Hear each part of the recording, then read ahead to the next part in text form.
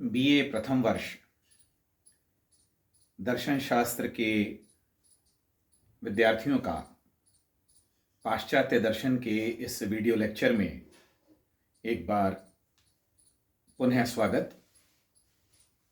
आशा है आपकी दिवाली की छुट्टियां और दिवाली का त्यौहार अच्छा बीता होगा।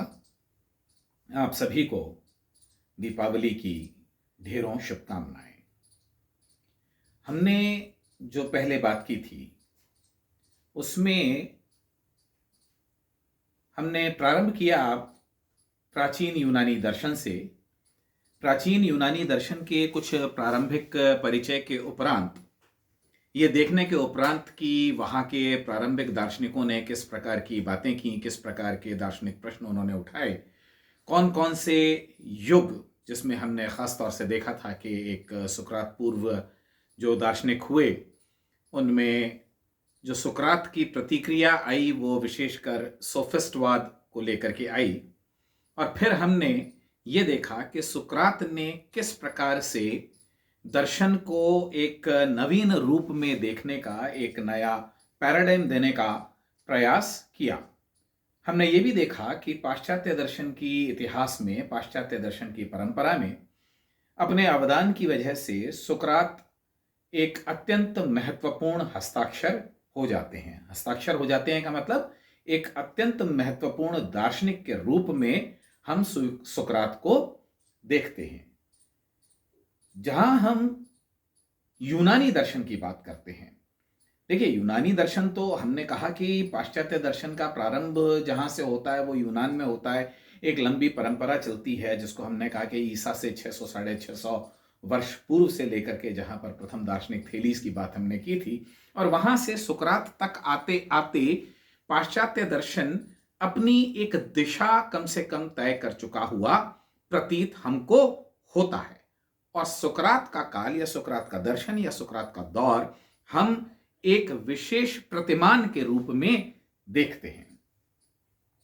इसी पाश्चात्य दर्शन परंपरा में जब हमने सुकरात का अध्ययन किया और हमने ये कहा कि हम सुकरात के दर्शन को, दार्शनिक पद्धति को किन नामों से, किन रूपों में देख सकते हैं, दर्शन को हम किस रूप में देख सकते हैं, उसमें उसके नीति दर्शन की बातें बड़ी महत्वपूर्ण थीं। और नीति दर्शन की जब हमने बात की तो हमने कहा कि उसका जो प्रमुख ध्येय है वह सद्गुण है।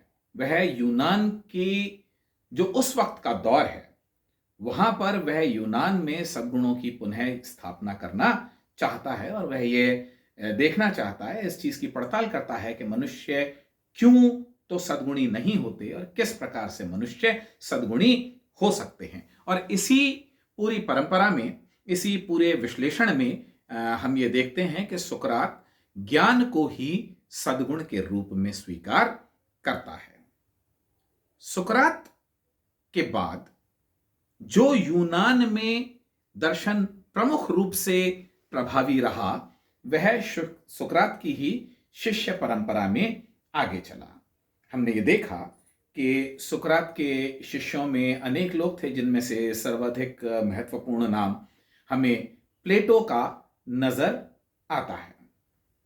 यदि हम परंपरा की बात करें तो सुकरात, सुकरात का शिष्य प्लेटो और प्लेटो का शिष्य अरस्तु। ऐसा नहीं है कि इस समय और दार्शनिक बात नहीं कर रहे थे या दूसरे दार्शनिक कुछ महत्व की बातें योगदान के रूप में नहीं कह रहे थे, लेकिन हमारे सिलेबस की दृष्टि से भी और हमारे जिसको कहना चाहिए कि रुचि की दृष्टि से भी हम ये देखते हैं कि सुकरात के शिष्यों में प्लेटो एक अत्यंत महत्वपूर्ण स्थान रखता है। और प्लेटो न केवल सुकरात के शिष्यों में अत्यंत महत्वपूर्ण स्थान रखता है, बल्कि प्लेटो की गणना विश्व के महानतम दार्शनिकों में होती है। इतने महान दार्शनिकों में होती है कि एक आधुनिक दौर के दार्शनिक विलियम व्हाइटहेड, जिनका नाम है, उन्होंने यहां तक कहा कि समस्त पाश्चात्य दर्शन को प्लेटो के दर्शन की पाद टिप्पणी व्याख्या के रूप में देखा जा सकता है। प्रकारांतर से वो कहने की कोशिश कर रहे हैं कि जितनी मौलिक बात करनी थी वो प्लेटो कर चुका और बाद के दार्शनिक केवल प्लेटो की दर्शन के किसी पक्ष को देख करके उसकी व्याख्या मात्र कर रहे हैं। ये तो हम कह सकते हैं कि हो सकता है विलियम व्हाइटहेड ने, कुछ लोगों को ऐसा लगता हो कि बड़ा अतिशयोक्तिपूर्ण मत रख दिया, लेकिन हमारा काम यह है कि हम प्लेटो के दर्शन के विषय में परिचय प्राप्त करें। प्लेटो के दर्शन का परिचय प्राप्त करने के लिए मैंने हमेशा से, मेरा यह मानना रहा है, मैं विद्यार्थियों से ये कहता हूं कि किसी भी दर्शन को जानने से पहले उसके दार्शनिक को थोड़ा सा जानना, उसको समझना जरूरी होता है, महत्वपूर्ण होता है, उपयोगी होता है। तो हम प्लेटो की बात प्रारंभ करते हैं। प्लेटो का जन्म यूनान में और एथेंस में ईसा से 428-427 वर्ष पूर्व, है ना, 428-27 years before the Christian era, BCE में हम मानते हैं। प्लेटो दरअसल प्लेटो को दिया गया नाम है। प्लेटो उसका मौलिक नाम नहीं है। प्लेटो का जो मौलिक नाम है वह अरिस्टोक्लेस है।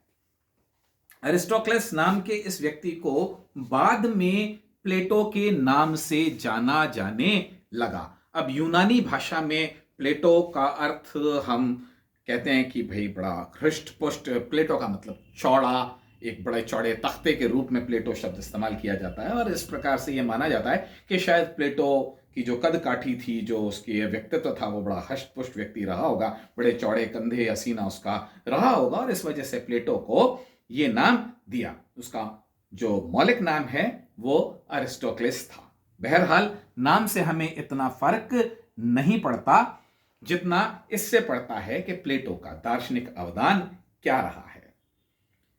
20 वर्ष की आयु में प्लेटो सुकरात के संपर्क में आता है, और इससे पहले हम आगे देखेंगे कि प्लेटो ने अपने 70वें वर्ष में जाकर के कहीं पर यह लिखा भी है कि पहले मैं ये सोचता था कि मैं एक बहुत बड़ा राजनेता बन जाऊंगा और मैं एक बहुत सफल व्यक्ति हो जाऊंगा, लेकिन प्लेटो का जो सुकरात से परिचय होता है और सुकरात के शिष्यों में जब प्लेटो अग्रणी होता है और सुकरात की बातों का प्रभाव प्लेटो के जीवन पर पड़ना शुरू होता है, तो हम ये देखते हैं कि प्लेटो के सोच की और प्लेटो के दर्शन की दिशा बदल जाती है, और इस प्रकार उसके जीवन की दशा और दिशा दोनों बदल जाती हैं। प्लेटो ने बहुत सारी विदेश यात्राएं की, और एक बार वो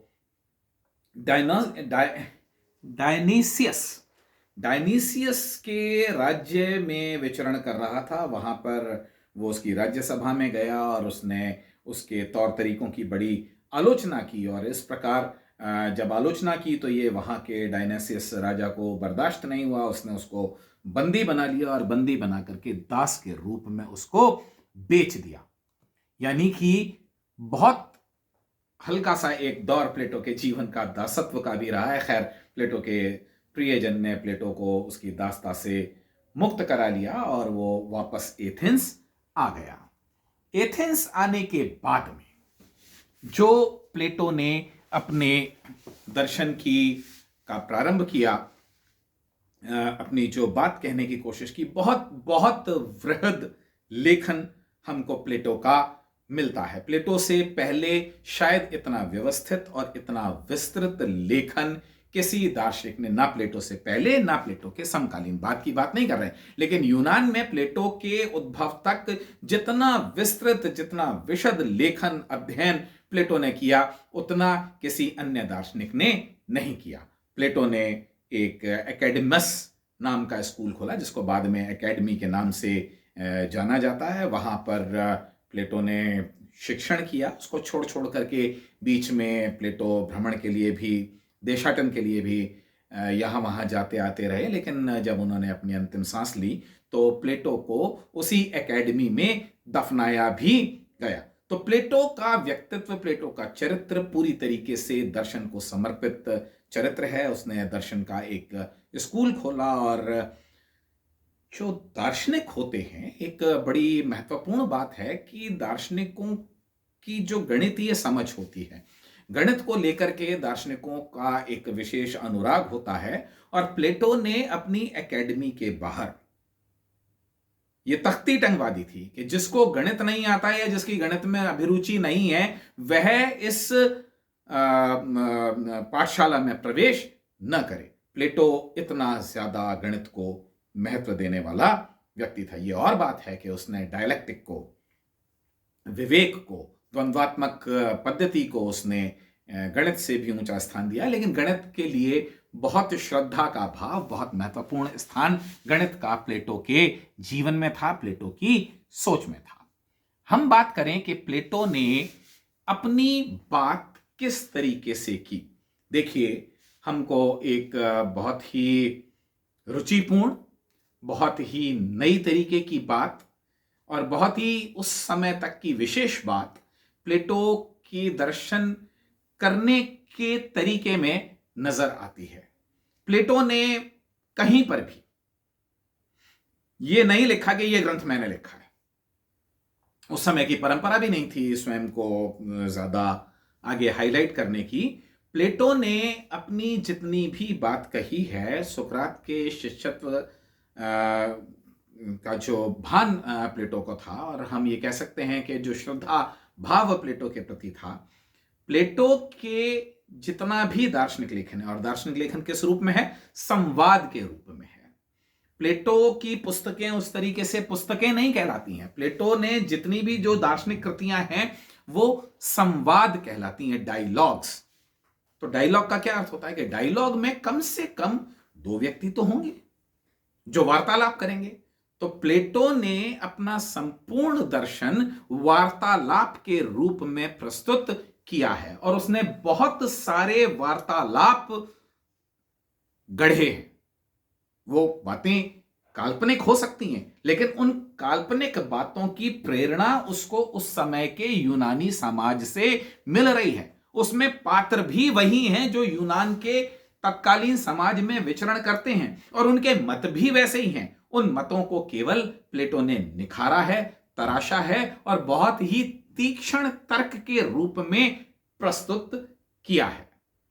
सभी प्रकार के लोगों की बातों को प्लेटो ने बहुत भली भांति उठाया है, लेकिन प्लेटो का जो स्वयं का मत है, उस मत को रखने वाला संपूर्ण संवादों में प्लेटो की जो अपनी बुद्धि है, प्लेटो के जो अपने तर्क हैं, प्लेटो का जो अपना दर्शन है, संवाद के रूप में प्लेटो का मत प्रस्तुत करने वाला पात्र सुकरात है।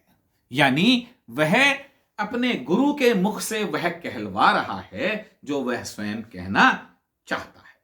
और इसलिए कभी कभी यह भ्रांति भी होती है जब हम दर्शनों को पढ़ते हैं कि सुकरात का लिखा हुआ हमें कुछ प्राप्त होता नहीं है, और प्लेटो जितनी भी बात कर रहा है, कहलवा रहा है प्रमुख पात्र से, वो प्रमुख पात्र जो सुकरात है, तो यह फैसला करना, यह डिमार्केशन करना प्राय बहुत मुश्किल होता है कि कितनी बात प्लेटो ने अपनी कही है और कितनी बात प्लेटो ने सुकरात की कही है। बहरहाल हर जगह संपूर्ण संवादों में, संपूर्ण तर्कों में हमको यह दिखाई पड़ता है कि प्लेटो जो बात कह रहा है वो या तो सुकरात से उसको प्रेरणा मिली है, वह सुकरात की ही बात कह रहा है, या सुकरात की बात को आगे बढ़ा रहा है, या सुकरात की बात को उसकी तार्किक परिणति तक पहुंचा रहा है।